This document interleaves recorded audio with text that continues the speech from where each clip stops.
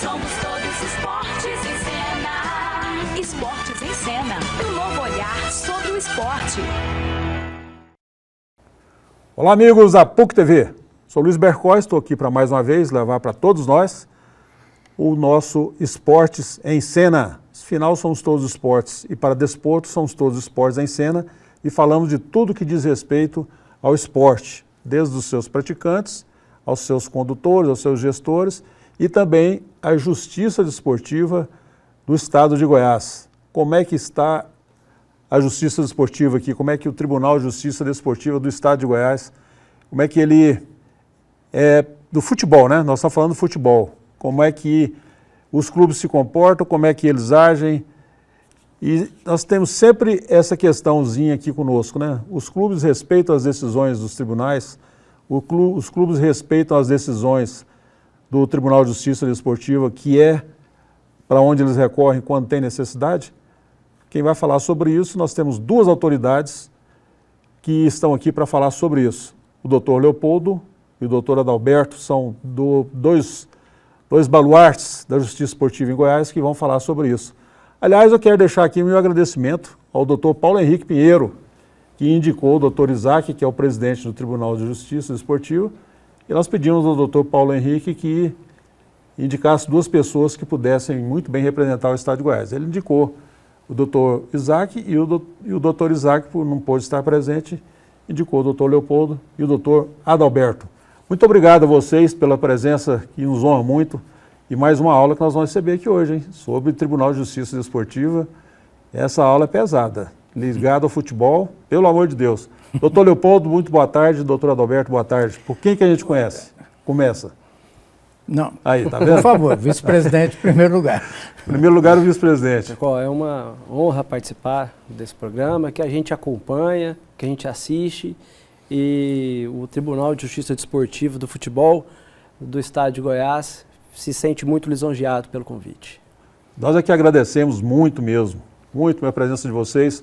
Doutor Adalberto, da mesma forma, nós agradecemos muito a sua presença aqui também. Muito obrigado, Bercó. Uma amizade antiga já, né? Conhecimento de muitos anos, né? Há pouco estávamos conversando sobre um pouco do nosso passado, né? De conhecimento. É um prazer muito grande estar aqui com vocês, tá? E sempre que possível, estarei presente a convite. Nós vamos convidá-los sempre que houver necessidade, quando não houver necessidade diretamente ligada aos clubes, ao futebol, para vocês passarem para nós algumas informações, alguns conhecimentos que a gente vai adquirindo, conversando, né? Conversando que se entende, que se aprende. Doutor Leopoldo, a sua, vamos chamar assim, sua participação no Tribunal de Justiça, naturalmente, vem pela sua paixão pelo esporte que nós estamos defendendo, que é o futebol, não é isso? Eu tenho uma história legal, porque antes de eu me formar, eu fui participar da banca jurídica trabalhista do Goiás Esporte Clube. Trabalhei lá um período e depois, de 2016 a 2017, eu fui advogado trabalhista do Atlético Goianiense. Então, misturar direito com futebol é incrível, é uma sensação maravilhosa. E aí, em 2017, eu tive a oportunidade de me tornar auditor do Tribunal de Justiça Desportiva do Futebol de Goiás e agora, em julho do ano passado, a honra de me tornar vice-presidente desse querido Tribunal de Justiça Desportiva. E sem o tribunal não existe. Existe? Existiria o esporte de uma maneira geral e o futebol especificamente sem um tribunal? Sem normas, sem regras? Não. Seria muito difícil acontecer. E o tribunal ele existe justamente para que a gente possa fazer com que as regras sejam cumpridas, né? Hoje o nosso tribunal ele trabalha em duas instâncias, né? E o interessante da justiça desportiva é a própria celeridade que ela tem. Ela em 60 dias ela tem que encerrar um processo. Então há uma súmula, uma denúncia, um julgamento, se houver recurso vai para o pleno, o pleno julga. Se houver recurso, vai para o STJD. Caso contrário, em 60 dias nós acabamos com o processo aqui em Goiás. Encerra por aqui, por Goiânia mesmo? Por aqui mesmo. Doutor Leopoldo, sobre essa questão do jurídica, né, que envolve muito o futebol especificamente, a gente vê muito, perdeu, o time dele foi prejudicado. Sempre é assim, a paixão está acima de tudo, né? Isso é normal, né? Não é que o dirigente esteja errado, mas é que ele sente também, ninguém é diretor ou dirigente de um clube se não for torcedor daquele clube. Não é isso? Exato. Acho que não tem propósito nenhum. E vocês, no tribunal, devem ser pessoas também, acima de tudo, profissionais, corretos, dignos, né, que merecem todo o respeito. Mas essa choradeira que chega ali, vocês veem como choradeira, veem alguma razão, alguma denúncia, alguma reclamação? Como é que vocês veem isso aí? Somos todos apaixonados por futebol. Todos. Mas todo mundo tem que ter um pouco de sangue frio, cabeça no lugar, porque se não tiver, vai parar no cenário disciplinar, que é onde a gente atua, que é o nosso tribunal.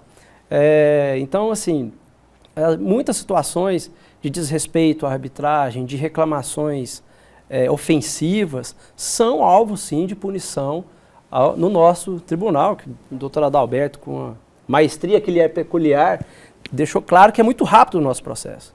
E a gente tem um entendimento de que os prazos nossos são de, no máximo, 3 dias.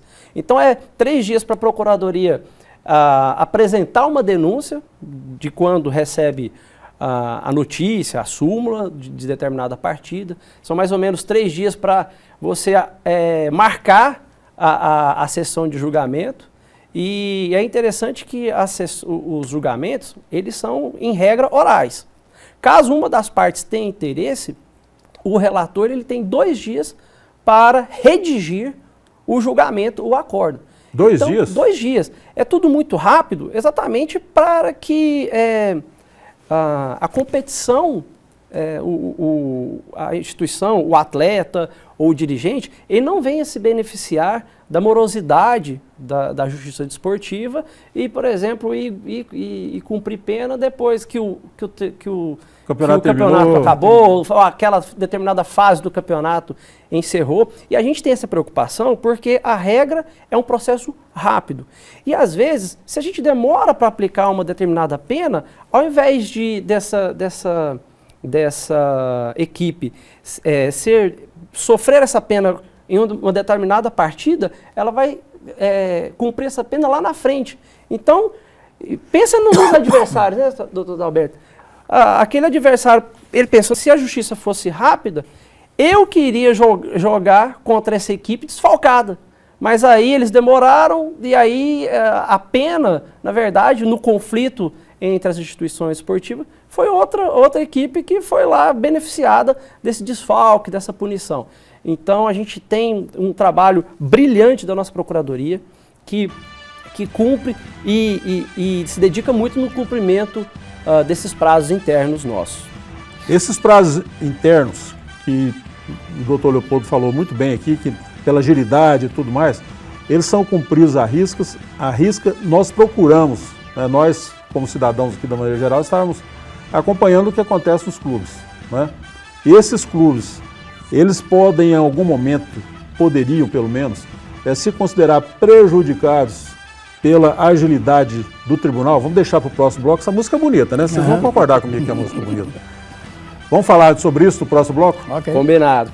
Logo estaremos de volta aqui com o nosso Esportes em Cena, com os doutores mesmo do Tribunal de Justiça Desportiva do Estado de Goiás, futebol especificamente, doutor Leopoldo e doutor Adalberto. Logo estaremos de volta.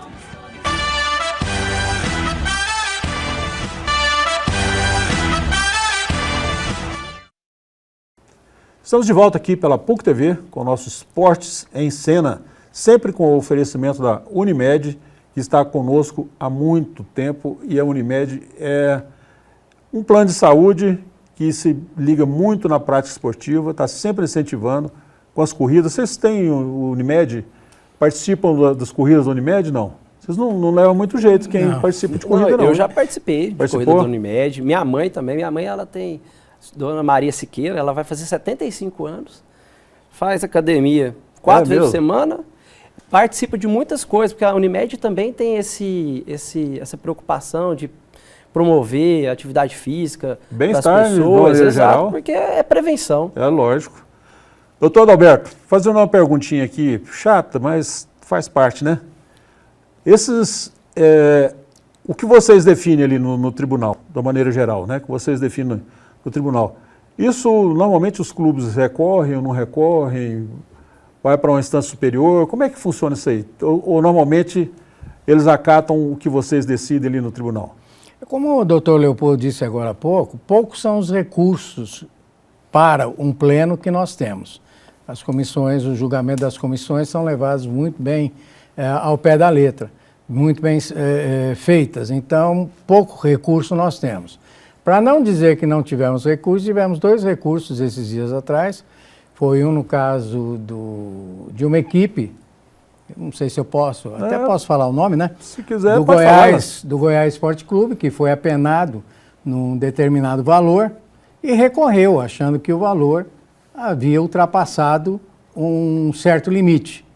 Tá? E a mesma coisa do Anápolis Futebol Clube, que também foi apenado com uma pecúnia determinada e achou que estava acima do que poderia. Aí entrou com recurso. E eles têm um prazo também para recorrer. Esse prazo é normalmente quantos dias? 2 dias. 2 dias? 2 dias, no máximo 3 dias, dependendo. Né? Com 3 dias. Você pediu acórdão, o relator vai fazer acórdão. Ele tem 2 dias para fazer a decisão todinha por escrito. Aí entrego ao defensor. O defensor tem o prazo de 3 dias para poder entrar com recurso. Passado esse prazo, precluiu. Quando vocês falam 3 dias, 2 dias, nós estamos falando em 48, 72 horas ou não? É dia mesmo? Dia corrido. Dia corrido. Dia corrido. Tá, então hoje teria até meia-noite, por exemplo, porque foi o 3º dia, vamos supor. Hoje meia-noite terminou o 3º dia. Exato. É isso aí. E normalmente os clubes cumprem o período aí que vocês, né, que é determinado por lei, de 48 a 72 horas, ou eles deixam correr a revelia? Como é que isso acontece? Quando vem um recurso. Ah, não, acho que você pagou muito caro. Então você, né, recorre de alguma forma, mais ou menos isso. Se passar o prazo de 3 dias, ou seja, ele consente com o que aconteceu. Calou, consentiu. Com a decisão. Calou, consente. Tá certo. Né? Muito legal. Doutor, uma pergunta aqui para o senhor.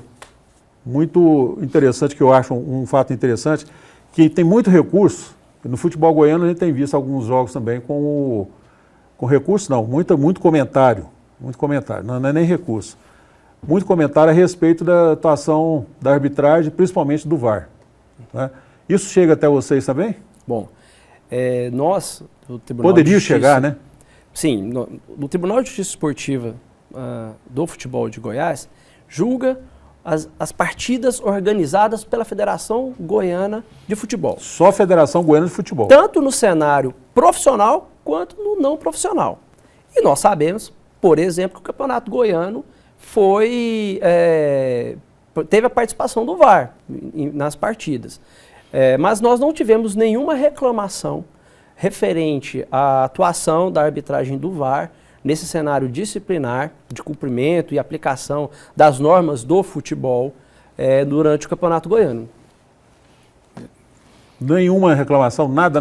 Formalizada, não. Na imprensa, reclamações, falar é uma coisa, escrever é outra, né? Na comissão de arbitragem, na federação, aí eles vão direto, reclamam, mas para nós, para que possamos atuar de alguma forma, mesmo porque a decisão do campo, ela é irrevogável. Nós não temos ingerência para mudar resultado de partida. Se o árbitro deu ou não deu pênalti, se marcou um gol e não foi gol, isso nós não temos competência para alterar. Alguém tem competência para isso? Não, não existe. O resultado da partida é mantido. Agora, se for provado que houve realmente má fé do árbitro, que o árbitro recebeu dinheiro para que aquilo acontecesse, aí é outro assunto. Aí é possível. Mas o resultado em si da partida, porque eu acho que estava impedido, eu não acho, a bola entrou, não entrou. Foi gol, não foi gol, foi pênalti, não foi? Foi pênalti, não foi pênalti, isso daí nós não temos ingerência. Nada da partida não sobre isso. Não. A atuação de vocês, ela é sempre provocada, doutor Leopoldo? Sim, tem que ser provocada? Em regra, é a aplicação, os fatos descritos nas súmulas pela arbitragem. Um atleta que ofendeu, ou que cometeu uma falta, uma agressão, isso tudo vai para a súmula da partida. E essa súmula é encaminhada ao nosso tribunal e encaminhada à Procuradoria. A Procuradoria analisa, verifica se os fatos narrados da súmula são objeto de processo disciplinar, e aí propõe a denúncia quando é conveniente. Sobre a questão do VAR, é interessante a gente explicar que pode ser que o árbitro do VAR deixou de marcar um impedimento num gol, por exemplo. Aí, às vezes, ele deixou de aplicar a norma correta do futebol. Se isso acontecer, isso pode ser um alvo de denúncia junto ao tribunal, junto à procuradoria. Quem faria essa denúncia? Bom, ela pode ser pela própria procuradoria, pode ser provocada pelos próprios times, por atletas, pode chegar no nosso tribunal.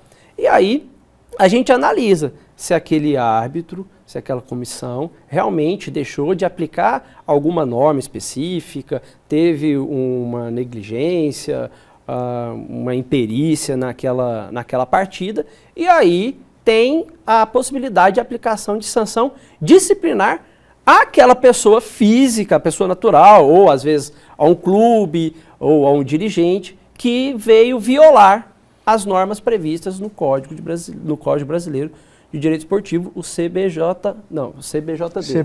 Código Brasileiro de Justiça Esportiva. Justiça Esportiva. O CBF é o anterior ao CBJD. E quando acontece já aconteceu isso, um fato igual esse, e quando acontece, se tiver acontecido, qual o procedimento que vocês podem tomar ou devem tomar? Aí o árbitro é denunciado. Existe um artigo específico dentro do Código, que é o 266, deixar de relatar os fatos ou fazê-lo de forma a deturpar o que aconteceu.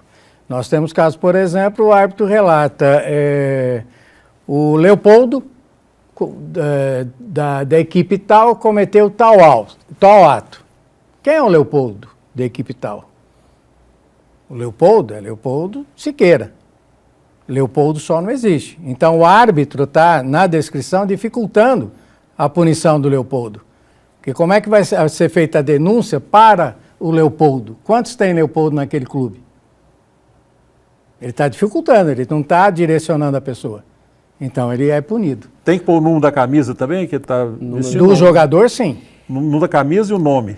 Nome do atleta completo, número da camisa, a equipe que ele está atuando, o tempo em que ele foi expulso ou que aconteceu, entendeu? Claro. E a descrição total do fato.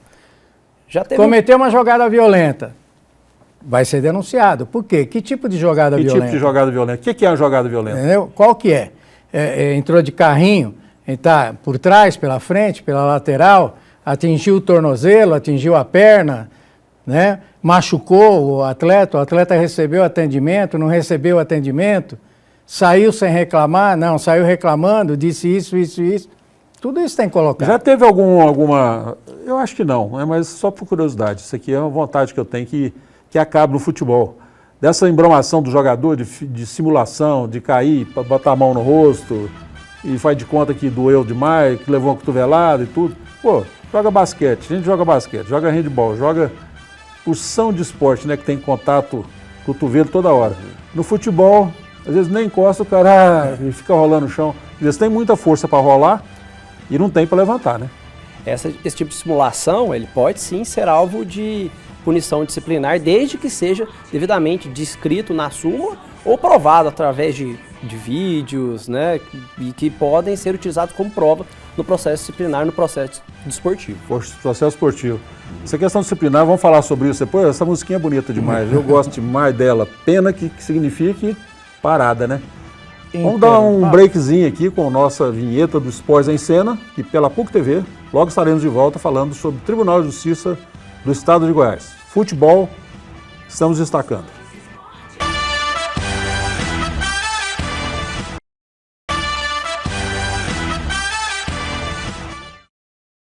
Estamos de volta aqui com o nosso Esportes em Cena pela PUC TV. Doutor Leopoldo, os árbitros às vezes podem se equivocar ou intencionalmente, né? Equivocado, vírgula, intencionalmente, vírgula. Ou não acontece isso nunca, vírgula. Ou pode acontecer, exclamação, né? Bom, não é uma interrogação, uma exclamação, né? O doutor Adalberto fez uma introdução interessante sobre essa questão da súmula, que é redigida pelo árbitro da partida. O árbitro ele tem que tomar... O que o árbitro pensa, ele consegue escrever às vezes? Em regra sim. Mas ele tem que tomar muito cuidado. Teve um processo que a gente teve a honra de ser o relator, de um árbitro que... Quando você fala a gente, é o doutor Leopoldo. Isso. Tá certo. O árbitro narrou na súmula que o atleta número 10 tinha agredido, tinha dado um soco no rosto do adversário. E aí isso gera o artigo 254A, são penas pesadas, 4 partidas de suspensão, e chegou para a gente analisar, chegou lá no tribunal. E a equipe se defendeu, o atleta se defendeu, disse, isso nunca aconteceu. E eles trouxeram um vídeo mostrando que não teve agressão nenhuma. E aí, pelo tempo do jogo, que foi exato, relatado na súmula, né? ele não teve agressão. E aí, o árbitro teve que ir lá se justificar. Por que ele narrou isso? Porque o árbitro da partida, ele tem que ter um cuidado muito grande na redação da súmula, dos fatos que ele vai colocar lá, porque a súmula tem presunção de veracidade. A súmula chega no tribunal, na hora do julgamento, quase que uma verdade absoluta. E a parte que está sendo denunciada que tem que ir atrás e produzir prova no sentido contrário aos fatos narrados na súmula.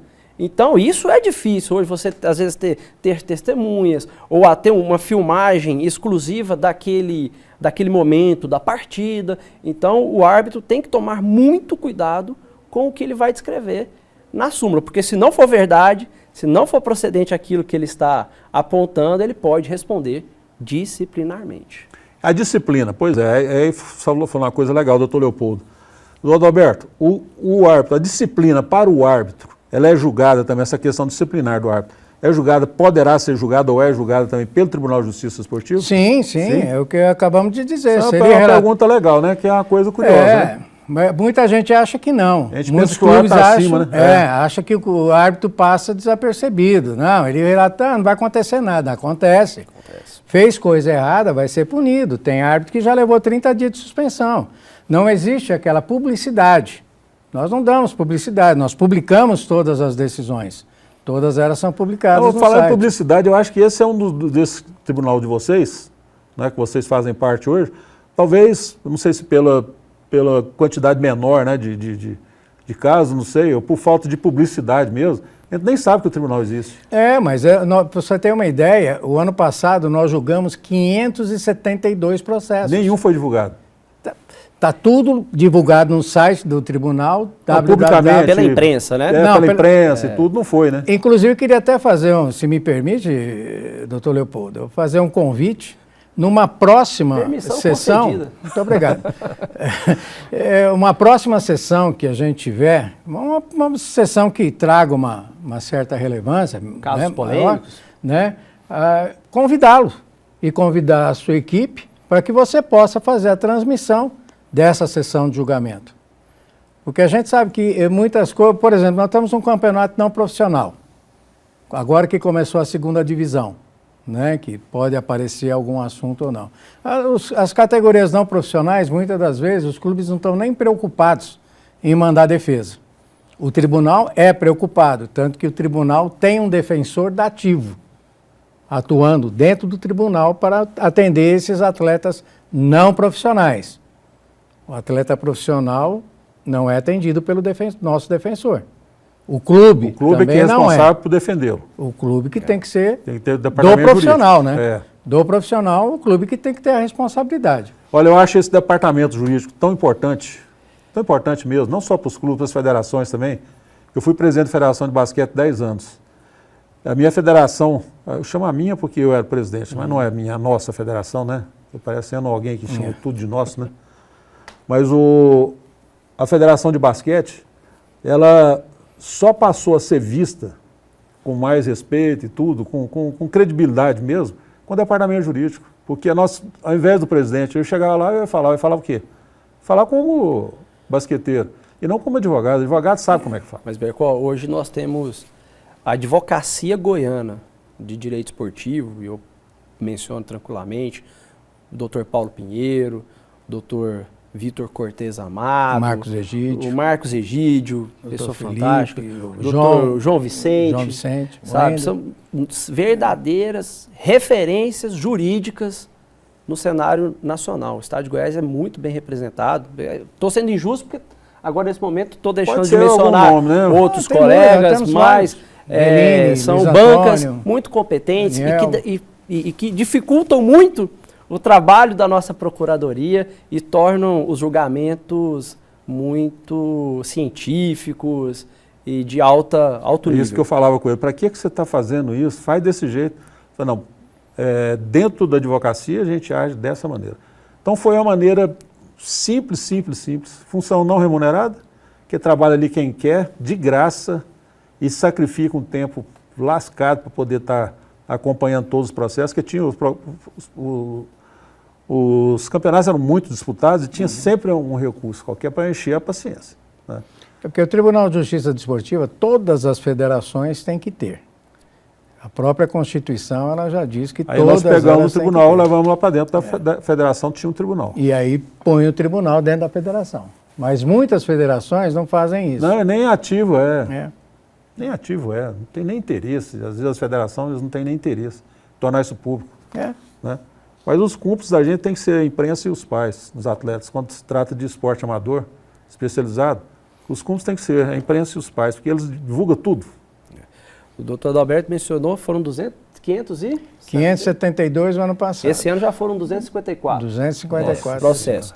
E assim, a gente tem uma premissa, quanto menos o nosso tribunal aparecer, melhor. Repito, nós temos pouquíssimos recursos que são encaminhados ao Tribunal Pleno, que mostra que as decisões proferidas pelas comissões disciplinares, elas são justas, corretas e, de certa forma, satisfatórias, que é importante. Lógico que são satisfatórios. Nem sempre agrada a todo mundo, né? Então, isso acontece mesmo. E quem não ganha, né? Quem está errado, normalmente não gosta do veredito, né? Que é definitivo, né? Acaba sendo definitivo. Nós tivemos 500 e tantos processos ano passado e 3, 4 recursos, então... De 572, 3 recursos? Não teve recurso. Se bem que esse ano aqui com 254, nós já tivemos 6. Então esse ano teve 4%. Ano passado teve 0,6%, esse ano não teve nada. Nada. Não teve nada. Gente, Musiquinha está dizendo que nós temos que ir embora. Muito obrigado, doutor Leopoldo. Pô, nós temos que fazer outro programa, viu? Esse é um papo que agrada a todo mundo e que a gente precisa tomar conhecimento, doutor Alberto. Muito bom, eu estarei sempre à disposição e coloco também o tribunal para que você possa fazer uma visita com o seu pessoal. Prazer muito grande. Ficamos lá na Rua 10, número 250, no setor oeste, edifício Trade Center, 6º andar. Legal. Lá, doutor Leopoldo, muito obrigado pela presença também. Foi uma honra e conte conosco. Muito obrigado. Contaremos sempre com vocês, hein? Vocês são sempre convidados para estarem aqui conosco. Obrigado. Estouramos o tempo novamente. É brincadeira. Muito obrigado a todos vocês que nos acompanharam. Tivemos uma aula sobre o Tribunal de Justiça de Goiás, a Federação. Federação? Vocês têm ligação com a Federação? Existe uma ligação, mas não é uma ligação direta, porque a Federação Goiana de Futebol é que banca o custeio do tribunal. Porque são todos abnegados. Tribunal de Justiça Desportiva. O futebol de Goiás. Competentes que cuidam do futebol em Goiás. É isso aí? É isso aí. Com certeza. Na minha opinião, é isso aí. Modéstia à parte. Modéstia à parte, verdade à parte. Muito obrigado a todos vocês que estiveram conosco aqui pela PUC TV no Esportes em Cena. Muito obrigado e até a próxima.